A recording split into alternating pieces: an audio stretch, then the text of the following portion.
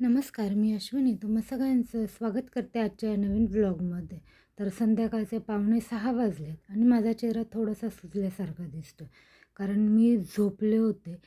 खरं तर मनूला झोपवायचं होतं आणि मला ना खूप सारी कामं होती आज. म्हणजे जसं की मला कैरीचा छुंदा बनवायचा होता. कालची मनूची डाळ भिजवत वाळवली होती, ती परतवून तिची पावडर करून ठेवायची होती. त्याचबरोबर कालच्या खजूर मी कट करून ठेवलेत, त्याचे चॉकलेट्स मला बनवायचे होते आणि त्यासोबत स्वयंपाक देखील करायचा होता. म्हणून म्हटलं मनूला झोपी लावत आणि आपण कामाला लागावं. म्हणून 3:30ला वगैरे थोडीशी रडायला वगैरे लागली, किरकिर करायला. तर मी तिला झोपायला घेतलं आणि तिच्यासोबत मीच कधी झोपले मला कळलंच नाही.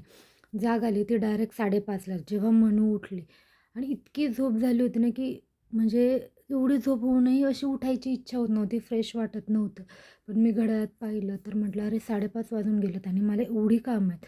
तर त्यातली कितपत होणार हे माहिती नव्हतं. म्हटलं नको तरी उठूयात आणि सुरुवात करूयात. कारण मला कैरीचा जो छंद आहे तो बनवायचाच होता. कारण नाहीतर कैरी पिकली ना मग त्याचा उपयोग होणार नाही आणि ऑलरेडी 2 दिवस झालेत ती कैरी आणून. त्यामुळं म्हटलं बाकीची कामं आहेत ती उद्या करता येईल. पण कैरीचा जो छंद आहे तो आजच बनवून घेऊयात. आणि मी ते मनूला आंबा कट करून देते इकडे-तिकडे पाहते. कारण मनू खूप इकडे-तिकडे फिरती आहे सध्या आणि कोपऱ्या-कोपऱ्यातून अगदी छोटा-छोटा कचरा काढते आणि तो तोंडात घालते. त्यामुळे तिच्याकडे आहे ना मला बघावंच लागतं आणि मी आत्ता जे व्हिडिओ बघते ना ते आम्हाला जाणवतं माझा चेहरा खूपच जास्त सुजला आहे. डोळे वगैरे माझी झोप मी इतक्या वेळ नाही घेतली. तशी मी मध्ये 4:30लाही उठले होते. कारण नवन्याची फ्रेंड आली होती आणि ती दरवाजा वाजवत होती. तर तिला मी सांगितलं की ती नाही आहे. कारण नवन्या गेली आहे परत आजी-बाबांकडे. कारण तिकडे काहीतरी स्विमिंग शिकवत आहेत. तर तिची आजी बोलली, "तिला मग पाठवून देत, तिला मी घेऊन जाईल." मग तिकडे पाठवली आहे तिला. तर ती पुन्हा 8-10 दिवस येणार नाही. तर इथे झाला मनूचा पल्प रेडी.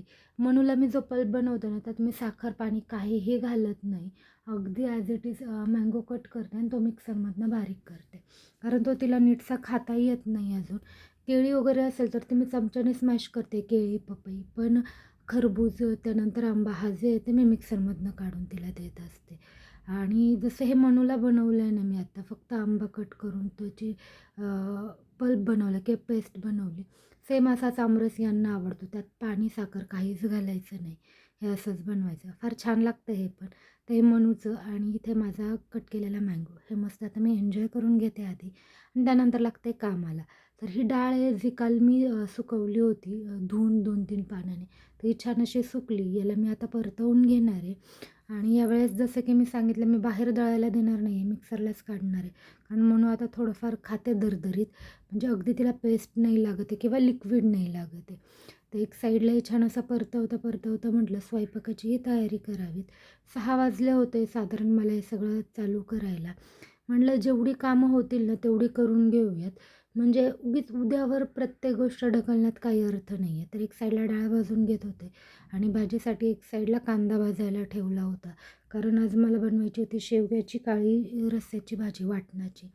त्यामुळे मग एक साईडला कांदा हे करून ठेवला आणि तुम्ही पाहत ही म्हणून अशी सगळीकडे फिरते. गॅलरीत जाते, इकडे जाते आणि आवाज दिला ना थोडीशी अशी सरकल्यासारखं करते, की जसं की मी येते आणि पुन्हा तिकडे पळून जात असते.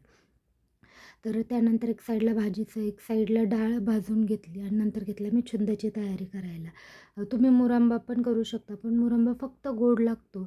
छुंदा जर केला ना, तो गोड, आंबट, तिखट मस्त वाटतं खायला.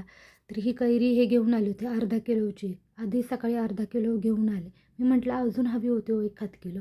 ते पुन्हा जाऊन अर्धा किलो घेऊन आले आणि मला म्हणतात सकाळची आणि आत्ताची म्हणून 1 किलो झाली.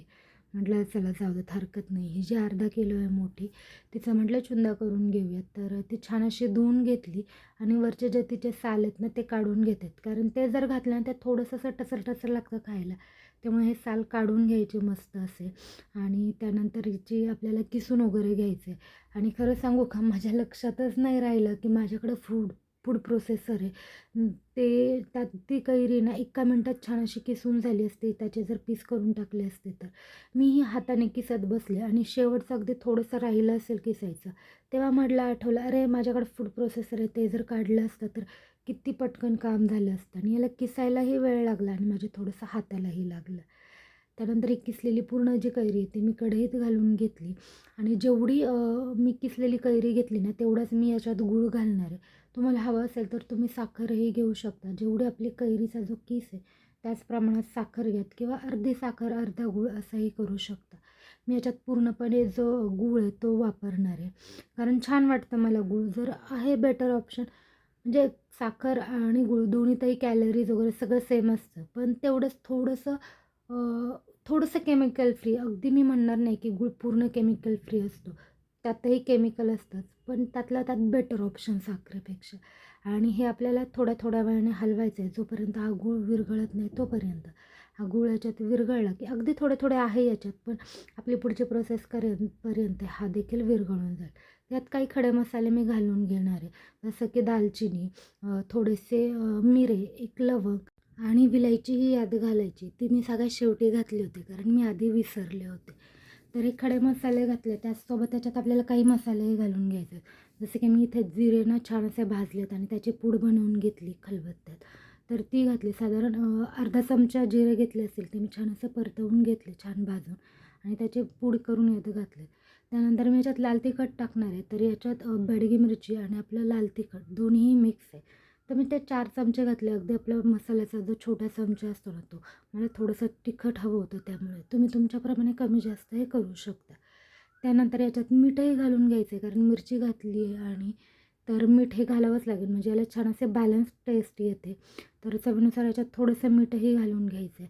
आणि हे सगळं घातल्यावर माझ्या लक्षात आलं, अरे मी याच्यात वेलची घालायचीच विसरले. मग मी 2 वेलची थोड्याशा कुटून घेतल्या आणि त्याही याच्यात ॲड केल्या. याने ना टेस्टही छान येतं आणि वासही मस्त असा येतो स्मेल. ते छान असं आता मिक्स करायचं आणि गॅस जो आहे तो बंद करून टाकायचा. कारण आपला जो गूळ आहे तो पूर्णपणे विरघळलेला आहे आणि इतकं सुंदर लागतं ना हे. तुम्ही कशासोबतही खाऊ शकता. खूप छान ऑप्शन आहे. मी मस्त असं थंड झाल्यावर एका काचेच्या बरणीत भरलं होतं आणि अर्धं दुसऱ्या बरणीत. मस्त झालं होतं टेस्टला. तुम्हालाही नक्की आवडेल, ट्राय करून पहा. आणि जेवणात मी बनवलं होतं मस्त अशी काळ्या शेवग्याची भाजी म्हणजे काळ्या रस्स्याची. त्यानंतर ही ज्वारीची भाकर आहे आणि मगाशी जी कैरी किसली होती ना त्यातलीच ही थोडी राहिली होती तीच त्यांच्या ताटात दिली. आणि इथे डाळ आहे जी मी आता उद्या वाटणार आहे. तर असा होता माझा आजचा हा छोटासा व्लॉग. खूप सारी कामं पेंडिंग आहेत ते उद्या करेल. पण छान वाटतं जे ठरवलं त्यातलं थोडं जरी झालं तर. चला तर मग आपण भेटूयात नेक्स्ट व्हिडिओमध्ये. तोपर्यंत बाय.